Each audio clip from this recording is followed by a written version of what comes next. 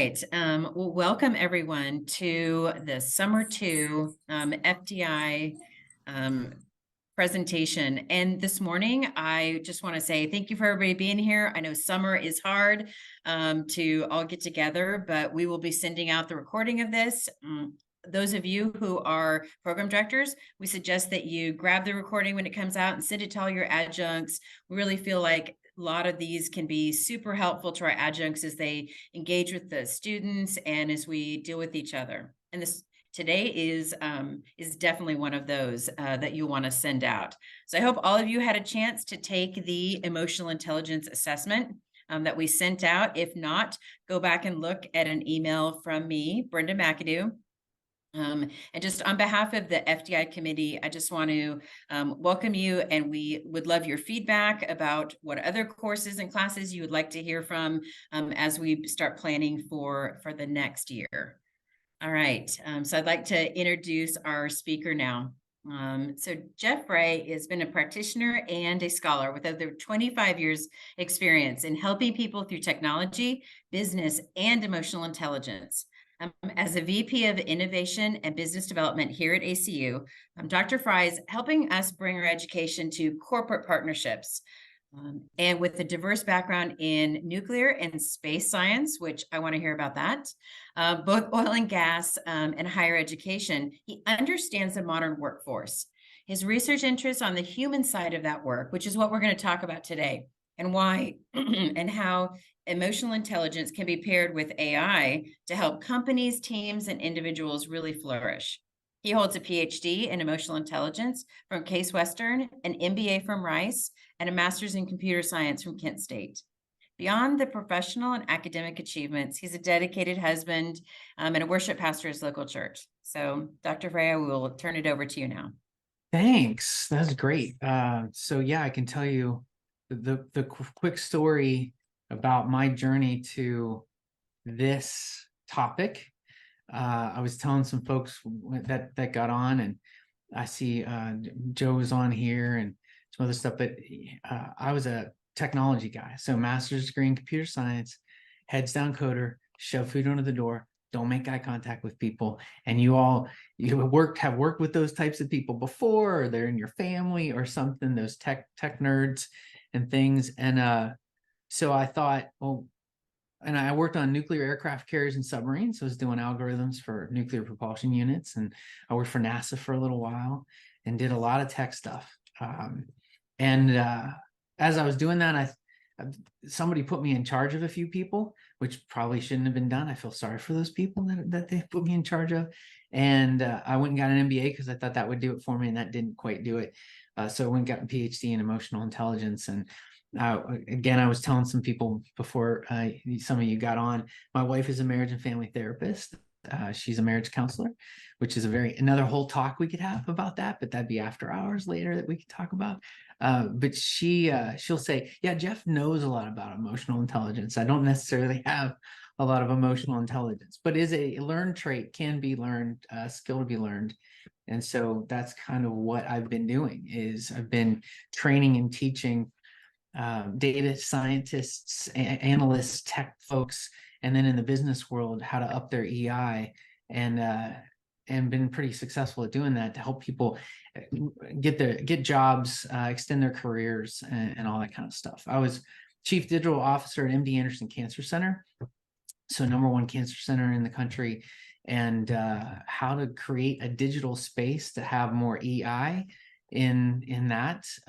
We partnered with Disney and did all kinds of stuff to try to get that place, which is arguably the worst place to be on the earth, from the happiest place on earth, try to blend those two together and really bring technology and AI, and some other things together to benefit that. So today we're just going to talk about EI a bit. If you haven't been exposed to the concept, it's going to be a real quick, simple, kind of quick hit at it. And then right now we actually are at Baylor University, the Baylor College of Medicine here in Houston, and we're training their faculty on how to integrate EI into their courses, because they've been getting they feel that, and they've been getting reports that maybe some of their graduates don't have as much bedside manner or empathy or EI as they would like. And so we are attempting to work with them, given my background and some other things. So ACU has a certificate program, and we are alongside Baylor training their nurses. We are coming in on top of that every month and having personal conversations with their students and training them in that. It's been really interesting to be involved in. So anyway, that's this. In the chat, you can see if you have some questions, go ahead, throw them in there. Brenda's gonna look at that for us and make sure that, you know, asks any questions that come up. I'm gonna pause a few places. There's not, you know, a ton of us here, so if you want to come off mute and just ask a question, do it at any time, and we'll go through it. Okay, let me share my screen and show you what I put together.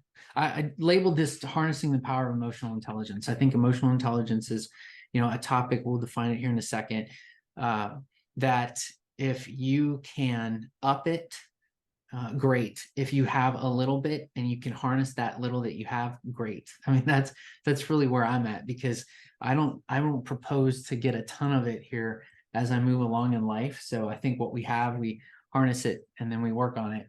So what we're going to talk about today, and I will say this too, you know, most of the time I use a lot of videos and I have some interaction stuff, and people do that. This, because you all are who you are, I'm just going to talk at you for this a long time here, and then you ask questions. And if you want this to be interactive, please ask questions.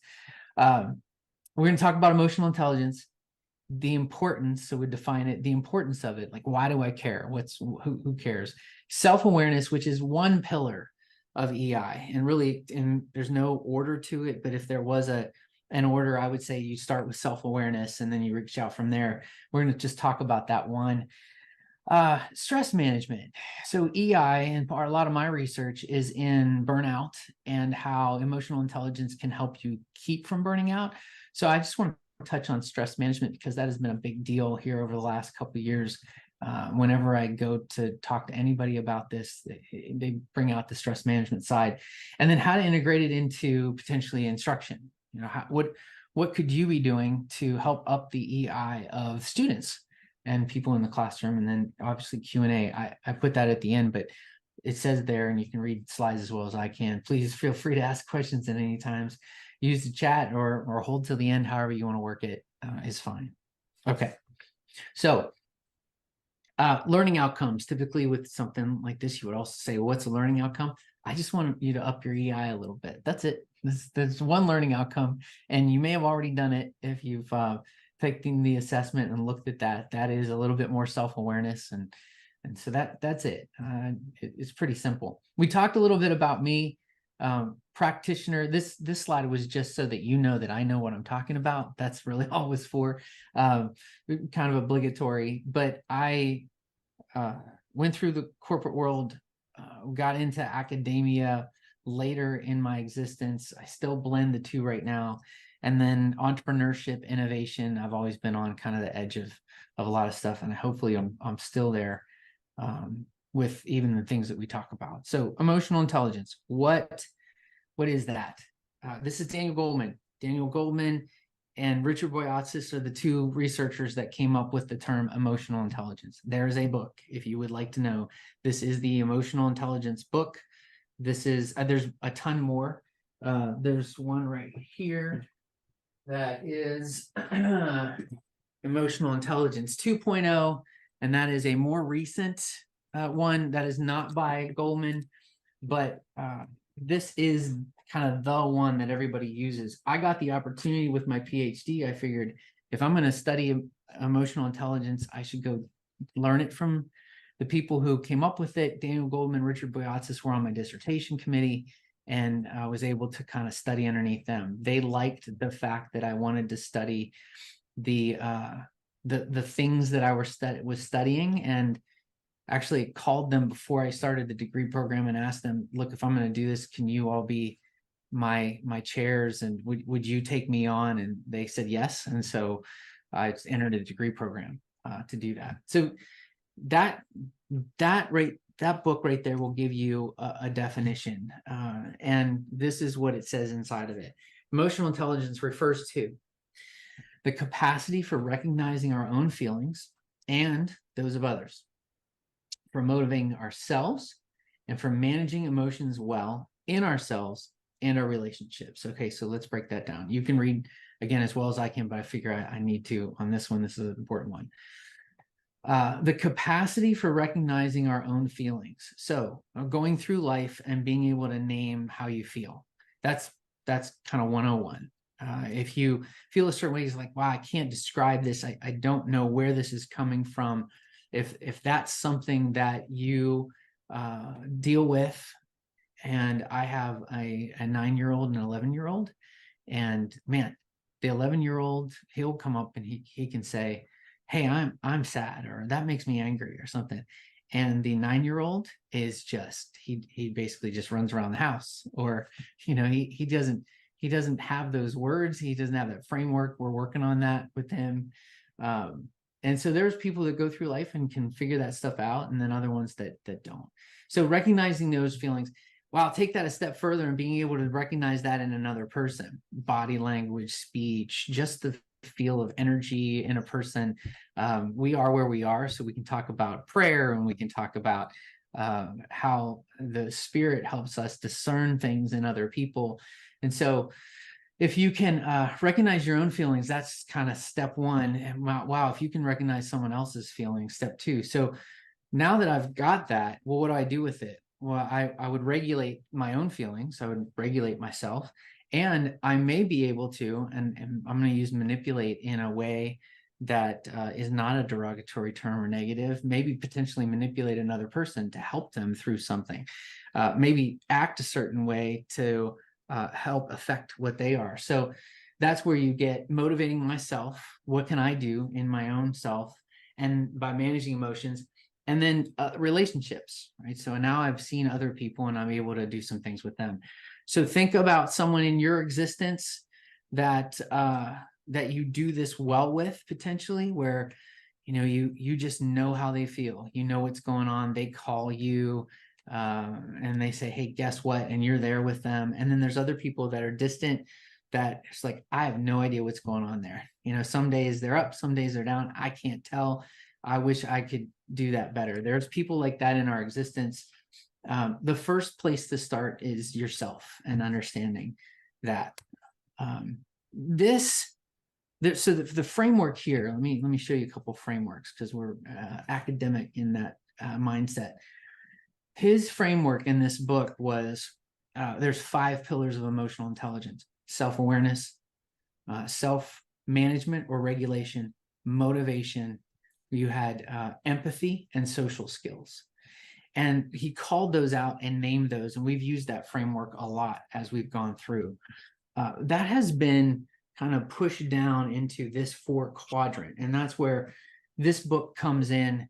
And Goldman is fine with this. I talked to Boyatzis 2 weeks ago, and he's got some new research on a personal sustainability index that he's working on.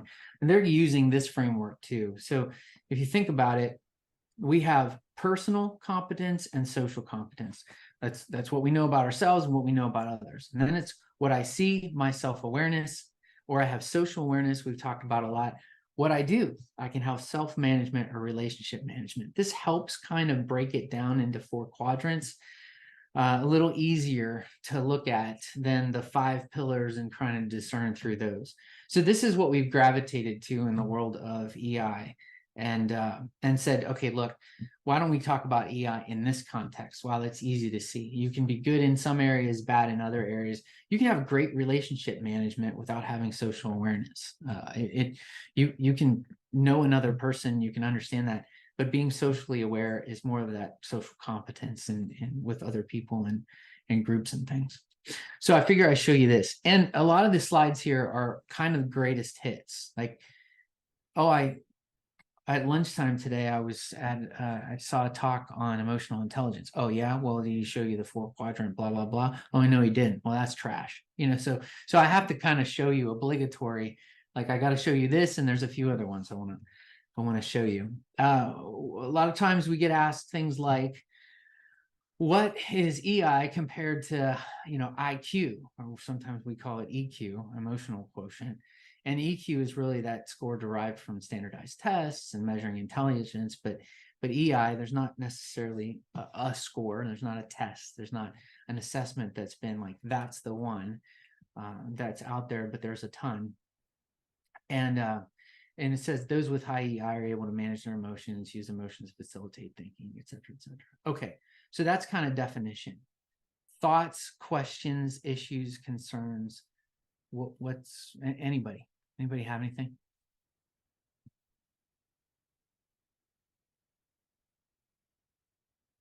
Good. Keep rolling. All right, let's do it. Don't hesitate if you have something going on. Importance. Why do we care? Well, we talked about they're able to self-regulate. You're able to do this. Self-awareness, self-management, social awareness, relational management. What is that? Well, what does it mean to maybe even us specifically? We talk about self-awareness, understanding where you're coming from, understanding what's happening inside of you, understanding what your emotion is, helping you better identify that will help with stress management, will help with your ability to maybe get over that faster if you'd like to, or sit in it more if you'd like to. Sometimes we go through life, our existence, and we just let things kind of happen to us. And inside those feelings come and go. Being able to recognize them and understand them, and then potentially go to self-management, potentially say, I don't necessarily want to feel like that. I have a quote that I think I'll use later that says, anybody can get angry, but getting angry at the right person at the right time, that's the trick. Like, that's hard to do. And that's kind of how I feel. Even I'll go back to my kids. My kid will be doing something and I'll look at him and I'll say, hey, I don't know that I want you to do that. And we're very loving and caring, but there's sometimes I got to go, hey, stop it. And I go, is now a time to say stop it? Do you think I need to raise my voice? Let's think about this. And you almost have this secondary person outside of your person, and you're looking at yourself. But there's a lot of times where I'll be with somebody else doing something and I'll just say stuff and I'll do it. And that person that's looking back at my person going, why'd you do that? That was dumb. Like, what? Or if you're one of those people who something happens and then, you leave the situation, you're driving in your car, you're like, you know what I should have said? I should have said this. And you come up with that.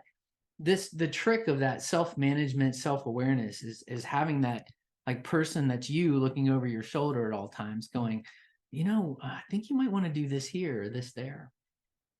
The social awareness side really will help us with interactions with each other and students. And then the relationship management, of course, if we understand the social awareness, we'll be able to do the relational. Down at the bottom, having high EI is pretty much essential for us because, it'll help us better work with each other, interact in a positive way, and then regulate emotions for stress management. And I think that is, again, a big thing. Stress has been a big thing where we've talked through, and I have a whole section on that I'll talk about. What else? People with high EQ, no. And again, some of this is going to be, I've said this maybe 3 or 4 times now.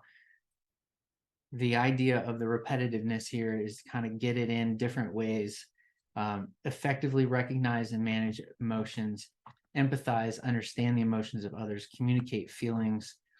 Down at the bottom left-hand corner, clear and constructive manner. One of the things that I look at is in our speech, I don't know how many feeling words you use, but if it's contagious.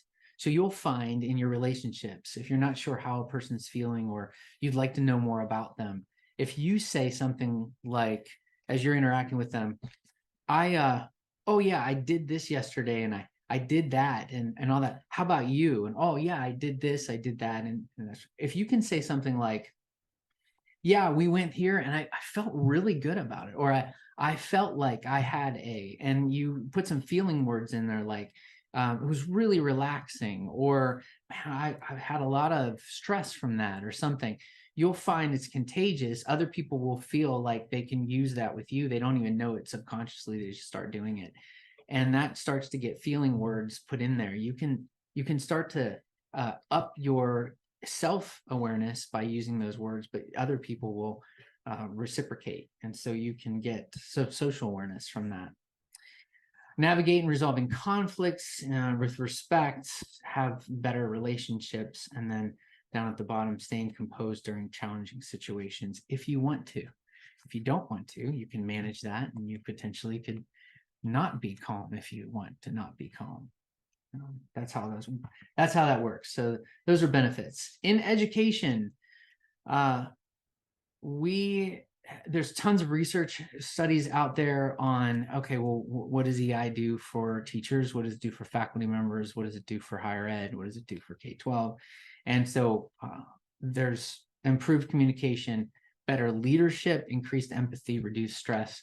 You'll get these slides later. I can give you tons of references to current articles that are out there. And then I would say the classics that are out there that show you, hey, look, this is important and this is why it's important. Okay.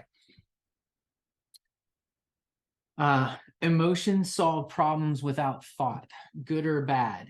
Normally it would kind of get you all to go, maybe do a poll or something, say, is that a good thing or a bad thing? It's both. Emotions solve problems. We love to solve problems, and solving problems is great. Our emotions come in typically before the thoughts. And so emotional or creep up, and I'll show you a diagram of a brain here in a second, but an emotional crop up. And sometimes it can be very beneficial that emotion comes up and you take care of that right away. If something's happening, my kid's in danger or something, there's an instinct that takes over and there's something that happens. However, in a situation where maybe you wanted to think about that a little bit more, the emotion cropped up and took over, and you potentially did not have a chance to think through it ahead of time. Back to that driving in your car, and he's like, you know what I should have said? Sometimes you're driving in your car after a situation, you go, I wish I wouldn't have done that. Like I should have said something else. A classic one, the slap, from an award ceremony here with Chris Rock and a couple other people. I showed that video where Will Smith, he's talking about his wife. Will Smith walks up, slaps him, gets back down. You could see it. It was an emotional response, just happened. I'm like, what is that guy thinking? Boom, slap, sits back down. Right afterwards goes, yeah, I probably shouldn't have done that. That was not, and so, there's some examples of that in the world. What happens? I was able to, with Boyatzis, do some fMRI studies of doctors, nurses, people in helping professions that have an emotion and then have a thought take over that emotion and have to deliver maybe some news to some families or something. Which parts of the brain light up and when and how? And wow, the spinal cord comes up and there's a feeling system that gets hit first. And if you're not adept at letting that feeling system get through its work to get to a thought right afterwards, and you just cut it right there, then you're just acting on feelings. There is there's a system that travels back up to thinking rationally. And really, if you can take the thinking rationally and push it back down to the feeling and then communicate between those two, the better that pathway and the faster that pathway is. That's where really emotional intelligence comes from. It comes in that pathway. I have a high cost we call it a high cost of switching. If you are task-based and you're like, I work on my computer here, I'm working on some stuff and I'm very task-oriented, and my wife comes along and goes, hey, Jeff, you know what just happened to me today? And she starts talking about stuff. And I really love her and I really want to be engaged, but I got this task thing that I was just doing and I got to switch over there. It takes me a while. And what my normal thing to do is go, well, why didn't you just do this? Why? Oh, that was, just this. And what she really wants is, wow, that must have been really hard for you today. Yeah. And go through that. It's hard for me. And then if I'm doing that and I'm in that mode, getting back into work, it takes me a while to get back into work. It's like, where was I? What was I doing? How does that thing? And I got to almost go to the back of front of my document and read through the whole thing again to get back to, okay, I'm in this system thinking again. So there are many people who have a very nanoseconds cost of switching in here. And that's where we learned from the nurses and the doctors that some of them can go straight from an emergency room operation to a family back to an operation. And when they do that, it's for them low cost of switching. For someone like me, high cost of switching. Okay. So in this book, this new book, it says the daily challenge of dealing effectively with emotions is critical to the human condition because our brains are actually hardwired to give emotions the upper hand. Back to this. It really, the brain is wired so that the emotion crops up first. And, if you think about situations that need that to happen, thank goodness that I didn't have a chance to think about it. You see a lot of that stuff on the news. I didn't even have a chance to think about it. I just did this. That's great in a lot of situations. That's going to save your life. Bad if you're trying to empathize with your wife at times or something.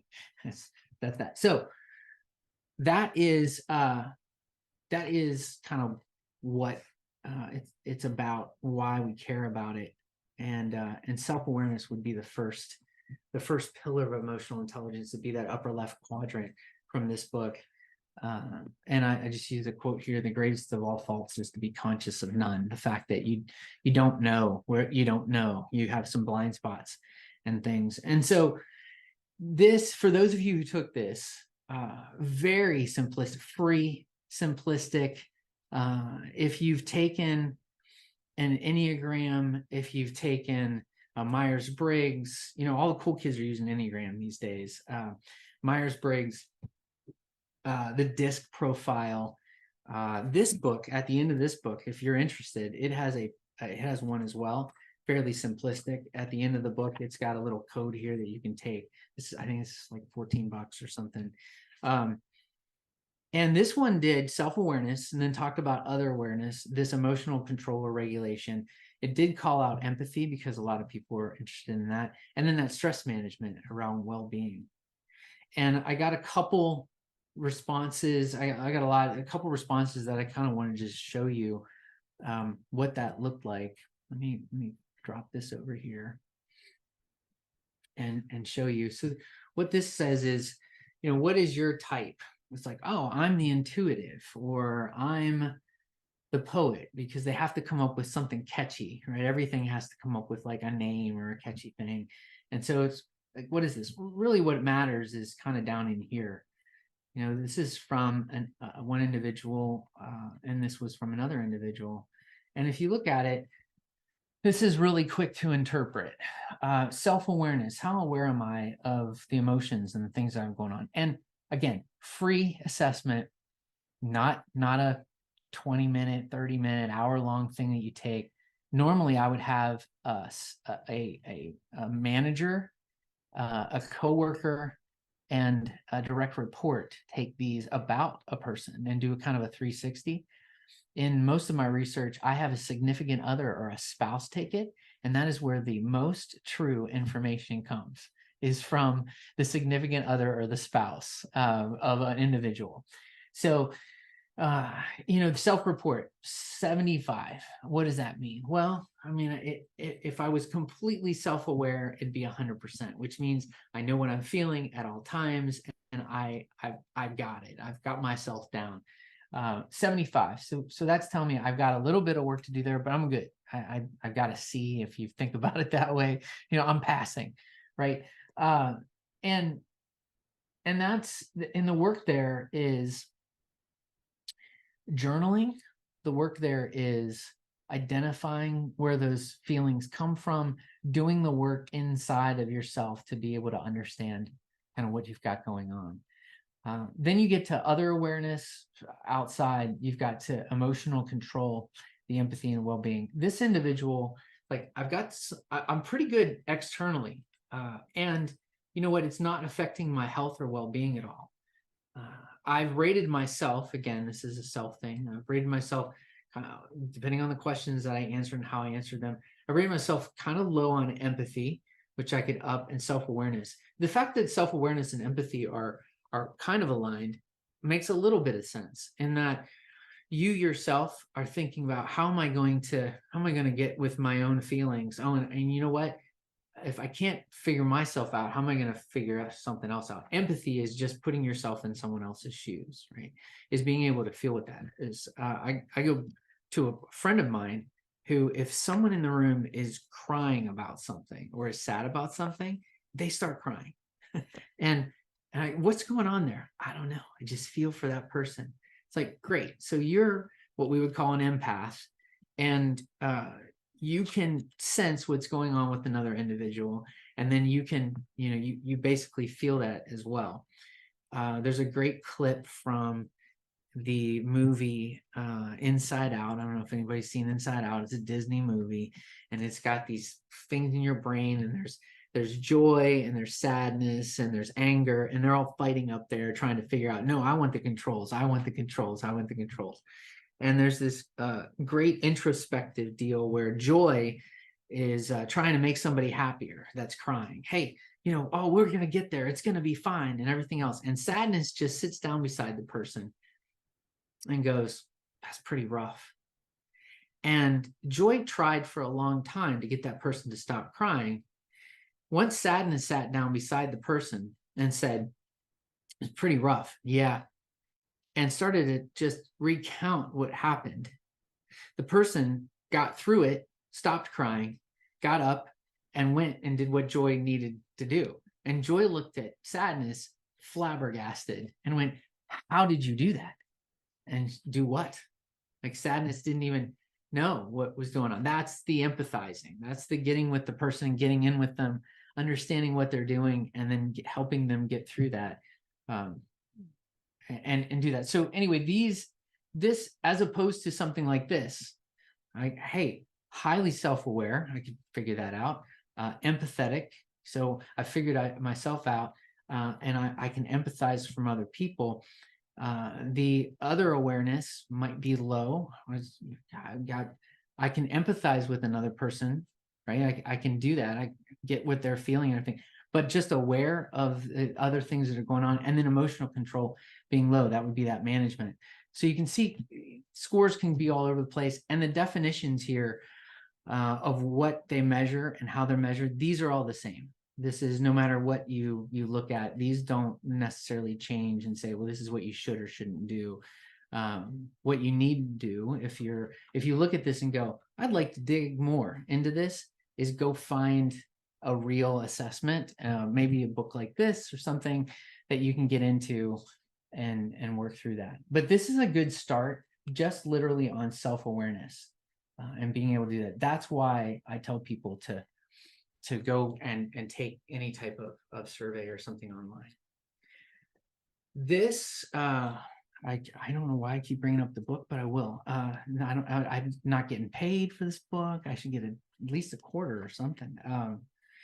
The front side of this book, if you look at this little binder here and how it works, the front side of this book is basically definitions and what's going on with EI and why it's important and all that. And then the little gray slots on the book, there's 1, 2, 3, 4. This matches the 4 quadrants, 1, 2, 3, 4, that we saw earlier. And inside this gray side of 1, this is self-awareness. This would be self-regulation, social awareness, and relationships. It's got 15 different strategies for how to increase your self-awareness. And I almost treat it, you wouldn't read it cover to cover. It'd almost be like a reference book.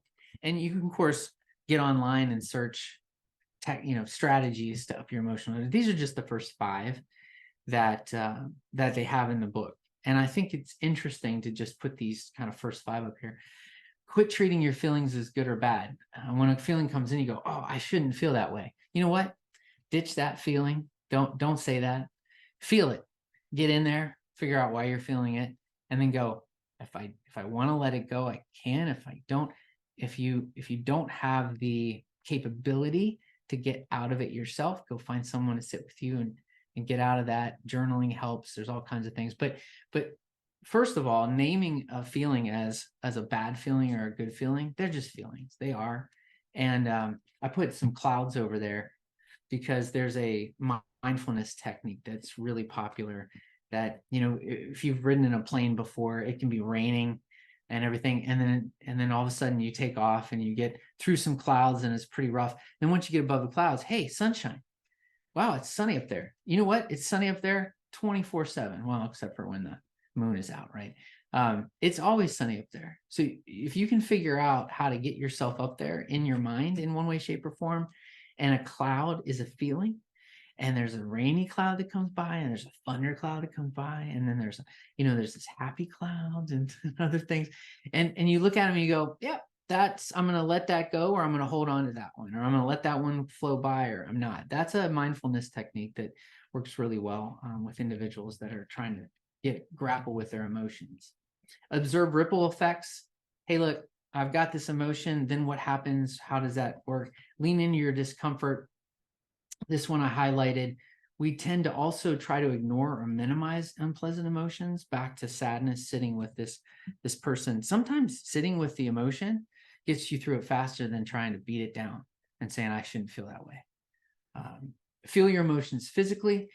Another great mindfulness technique is kind of a body check. Sit in a chair, ground your feet on the floor, go from the tip of your head to the toes and think, where am I feeling something right now? Where does that hurt? Where does that, my neck is stiff. I've got my cheeks feel tensed up. I've got some, squeezing in my hands that are happening. Where are you feeling that? And then attempt to muscular release that. And then it'll help the emotional side of things as well. And then know who and what pushes your buttons. This is a really important one. If you can absolutely feel the feelings, but being able to figure out what your triggers are. Let me go over to here.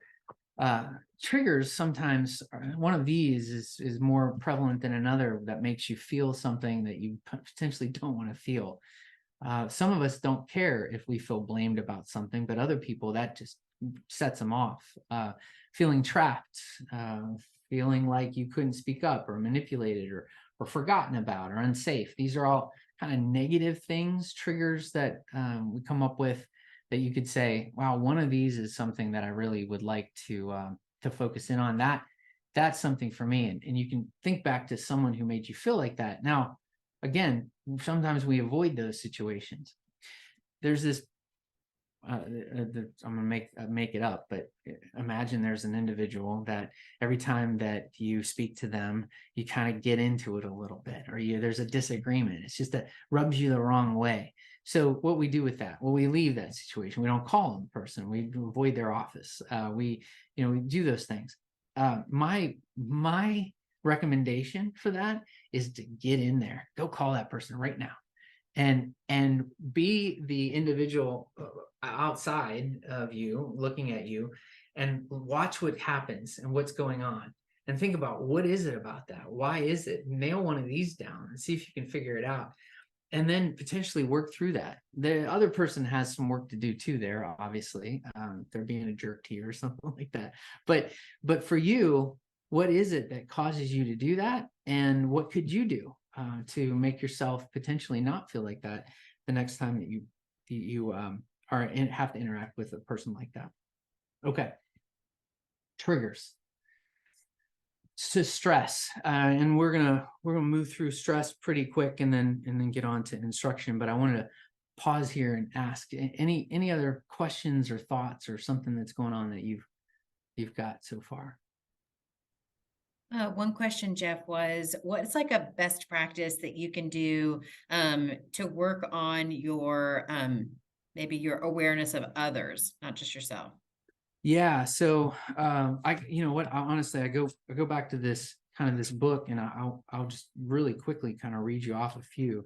There's a few in here that I like that are I guess, classics. And if and there's a couple other books that I like. Like there's one book called How to Make People Like You in 90 Seconds or Less. I'm not necessarily and it's a very quick read. It's like this thin and it's a little handbook. And what it says is, hey, if you walk into a room, if you walk into a meeting and everybody's leaning back on the chairs and they're all kind of talking about their weekend, and you get in there and go, okay, here's what I mean. You're really intense. They're all going to go, oh, that's right. Or if they're all intense and talking about it and you just walk in and casually like lean back in the chair and go, whatever, that is obviously not going to work. And so this How to Make People Like You in 90 Seconds or Less is you look at them and you model them or match them. What are they talking about? How are they standing or sitting or whether, and if you do that subconsciously, they go, I like this guy. I don't know what it is, but I like this guy. Well, they like me because I am you. Like I and you like yourself a whole lot. So that kind of thing, being able to look at body language, being able to listen to feeling words, being able to listen to those things and really take note, calling, a lot of people tell me their names and it goes in one ear and out the other. As you hear a name, lock into it, and start to really take that person on as a study. This is Jim. He's this. He's got. Ask some questions about what their family is doing or what their day is like or something. And then if you can ask a couple of feeling words, those things get at that. But in here, this talks about, number one, greet people by name, watch body language, develop a back pocket EQ question, plan ahead for social gatherings, which is kind of what I was just saying. Watch EQ at the movies. That's pretty interesting as well, is in there. Go people watching. Honestly, if you can guess, if you've got somebody that even a close group of friends, you can say, I bet this person is feeling like this right now. And you have the courage and the vulnerability to go, hey, are you feeling like this right now? And they go, absolutely not. You go, I'm off. Tell me how you're feeling. And if you had someone that you could work with that, it honestly helps a lot. Test for accuracy. That's what I just mentioned. Catching the mood of the room. So yeah, there's honestly the practice of it is the practice of it. That is what will the only thing will do it. And you've got to check to make sure you're right to guess. Does that help? Yeah. Okay. Let me talk about stress real quick. Short term stress to be good. Put some stress on you, you get that deadline done, you get that thing done. Absolutely. We've got some healthy stress and things, but when activated for too long, then you've got this fight, flight, or freeze response that happens. And if you stay in that too long, then it can damage all kinds of stuff inside of your existence, not just your emotional state, but it has effects physically on the body. So these are just a few quotes. This is back to that angry quote. This is an Aristotle. Anybody can become angry. Absolutely. That's easy. But to be angry with the right person and to the right degree and the right time and for the right purpose and in the right way, that's not within everybody's power and really isn't easy. So, if you think about that and being angry as a thing that you can activate and you can measure up and down and you can turn the dial on, that would be a true state to be able to get into when you get into this kind of things. And then that's out of this book. Again, it can be argued that emotions are neither good nor bad. We just talked about that. But they can be experienced as pleasant or distressing. I don't like this emotion. I do like this emotion. That doesn't necessarily correspond to their value. A negative emotion can send you in some great places and help you throughout. We talk about stress. It can help you finish something. It can help you stay away from a person that is harmful, all that. The goal is to understand the range we might experience and achieve some clarity on why we have them and how we can use them constructively. So how can we manage stress in the moment? This is happening right now, not long term. It's happening now. What do we do? And these will send the slides out, but thinking differently, some way of going, okay, look, I'm feeling this and it's an emotion. How can I think about that emotion differently? On the right-hand side, there is back to kind of your body, there is a physical, there's a physical activity that you can do by clenching and unclenching certain parts of your body that help with the emotional side of things. We talked about the mindfulness on the right-hand side, and then distraction. Not the same as avoidance. Avoiding something is I want to get rid of it. I don't want to be there. Distraction would be navigating your way through it by thinking about something else tangential to it, finding something that effectively takes your mind off that stressing situation. That's in the moment. And then, I for me, as you think about the things that you do to manage your stress, and if you've got a method of doing that works for you, I would think through how you could potentially communicate that to other people. Part of the joy of having a community of people that we work with and we have things that we can do is not just hearing from me about like, oh, well, this is what research says, is saying, well, this is what we do. So upping your emotional intelligence this week might look like there's other people on the call here.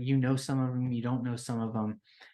A random meeting with somebody for 15 minutes, I would welcome that from anybody. A random meeting, like a coffee talk, where you go, hey, we had that thing that Jeff talked about. What did you think of that? Oh yeah, I thought that was trash. I didn't really like, but I know better than that or whatever. But you get together, you talk about it and say, we all have stress. Why don't we share some things? So I have actually a company that I'm working with right now through one of our ACU connections, and they have a shared document where they put their stress handling tips and tricks on a document, and they keep that circulated. And as it comes up, it does it. What's been funny about that is people can recognize when the other person is doing it now. And so they're saying, are you stressed? Yes, I am. And they couldn't recognize that before. It helps in all kinds of ways. So I don't know if that's something that you all want to engage in or do or something like that. But at this point, if you've got a few people, and we call them resonant relationships, if you've got a few people that you can share this with, it could be family members, friends, team members, spouse, significant other, dog or cat sometimes works too.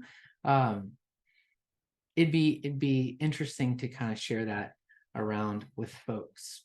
This is one of the last things I'll say, and then we'll get to kind of integrating it in your classes. A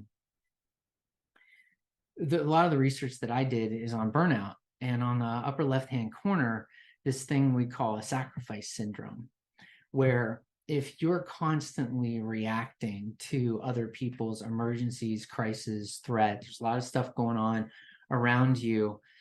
If you're constantly doing that and you're just kind of putting out fires and you're not taking time for yourself, you're giving without receiving on the left-hand side, upper left. And then you get back into that reactive and you kind of take a downward spiral in your health, well-being, and all that. You're doing what's okay for other people, but not necessarily yourself. On the right-hand side, there's a renewal cycle. So on the bottom right, if we can be proactive and kind of plan for some of that stuff, we're still going to have emergencies, crises, and threat. But what we can do is we can find some resonant relationships that we can practice mindfulness, practice hope, practice compassion with them. And then we can get back into that cycle. I don't think that sacrifice and self-stewardship are mutually exclusive. I think I would love people, and I study nurses, doctors, I study clergy and nonprofit organization leaders, and I tell them sacrifice. I love that. And that's how we progress and the world progresses. But while you're doing that, make sure you engage in some self-stewardship practices. And what do those look like? literally on the bottom left, walks in nature, lunch with a significant other, phone call from a friend, playing with a child, and there comes the pets that I talked about. And that playing with a child doesn't even have to be your child. If you're just playing with a child, it actually ups your levels of renewal. So if you can find some of those that it's not like, oh, every Saturday I do this. I mean, literally, it's got to be injected into your day, week, month, year. And maybe that year is a bigger vacation of some sort. But if you can take this variety of things and just in the middle of a day do something that ups your renewal, then it goes a long way for upping your EI and your stress. Okay, last questions. I saw a couple more chats come in. Anything pertinent? All good? Okay. This is classic. Obviously, some people think with their wallet, some people think with their heart, some people think with their head, some people are motivated by that, some people are pushed by those things, and some people are tugged by those things or pulled. And with students, it's hard to really see. Sometimes they're enrolling in a program because they want a better job, so they're motivated by their wallet. Sometimes there's thinkers, and they just love the love of learning is there for that class, that one class, or multiple, and so they're doing with their head. And then some folks think this is going to benefit my family, or this is going to benefit me, or I want to do this, especially when there's a helping profession like nursing or marriage and family therapy or something like that. They might be led by their heart in certain situations. And so the goal here is to tie some of these things together. And too many words on a slide. I teach in some cases I teach presentations, and I would give somebody a bad grade if they put this many words on the slide. But I asked a couple of you ahead of time if this was okay, because I'm going to give these to you later, of integrating emotions into your courses. Just like we're doing it at Baylor, the idea is if you can up the emotional intelligence of the people that are in your classes in one way, shape, or form, then they will actually do better, not only in the class, but in their life, in their existence. And so in these opportunities that we have to give assignments or to talk to folks, if we can add some reflection or self-awareness activities, what does that look like? Well, a journaling exercise about how did you feel about that assignment, or how did you feel that kind of stuff as an assignment. Collaborative projects, obviously that's going to get people into teams, but just throwing out, oh, you got to work in teams on this. Well, do they have to work in teams, and do they have to collaboratively come up with a solution? How did they do that? Did everybody get a voice? Making, instead of saying your team has to come up with an idea, say, I want you to turn in an idea from every team member. I want you to then turn in your narrowed down thoughts on those ideas. And then I want you to come up with the one that you came up with. Well, what does that do? Instead of the main person getting into the room and saying, taking over and going, this is our idea, doesn't everybody want to do this? And the quiet people go, yes. What that does is that shows that everybody had to say what their idea was and explain it. And then they had to narrow it down and do some negotiation. And maybe still the loudest voice in the room got their take, but at least these people got to voice their ideas. So there's ways of putting your EI, of upping the EI of your teams, of your students into projects like that. And then case studies and real life scenarios as much as possible. And those, a lot of times we'll take, business courses, for example, we go, oh, what the case here is this, company did something bad in the to the environment, and they lost revenue. And so contrast that with the company who did something right and gained revenue, and show, compare and contrast. And we really talk about the numbers. Oh, $140 million, something here, something there. We don't necessarily go, how did they feel about that? How did it impact the individuals in that? And having them have to come up with analyzing maybe emotions, motivations, reactions of leadership or individuals or something like that. To me, that kind of thing is something that you could do and as well. So it's really simple things inside your assignments and, you know, the prompt that you have for an assignment to be able to kind of slip some of this stuff in that helps the EQ of your students. Okay. Last thing I'll leave you with, feedback. A lot of times we have to give feedback to people, and it's very transactional, specific. Next time you have to give feedback or you want to share an emotion with somebody, there's this technique, when you, I feel. When you and state a fact, something they can't argue with. So that's a fact, something that somebody did. I feel as if you, blah, blah, blah. When you say that, they can't or shouldn't argue with your feeling. So this is what I'm feeling. It's like somebody can come back to you and go, well, you shouldn't feel that way. Like, okay, but I do. That's how I feel. That's my feeling that this had. And using that, and sometimes that doesn't work as well with students because you have to kind of grade them on this thing or that thing. But letting someone know, hey, when you use ChatGPT to write 90% of your paper, kind of feel like you're disengaged. Or I feel like, and really going after that. And I've had to do that a couple of times, specifically that example. And it comes back with, I'm sorry, professor. And instead of, coming at them with something like that. So anyway, that happens in life and students and other things. And so I kind of leave you with that tip to be able to go through that. All right, that was it.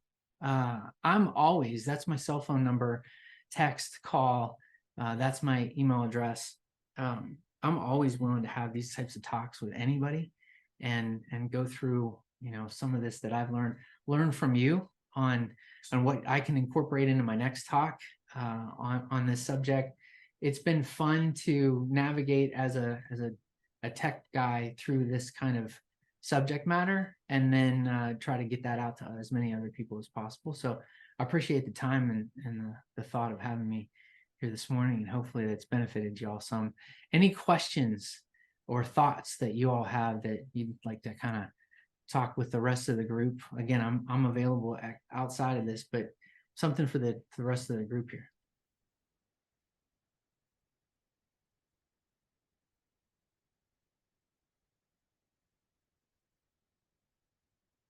All right. Well, if anybody doesn't have any questions right now, I just want to say thank you, Dr. Frey, for being with us and sharing that. One, it can push all of us onto that journey where we can kind of know a little bit better about ourselves, but also about other people so we can strengthen our relationships. So thank you so much for your time. And we will be sending out Dr. Frey's slides in this and the recording from today. Appreciate you guys being with us. Thanks, everybody. Take care.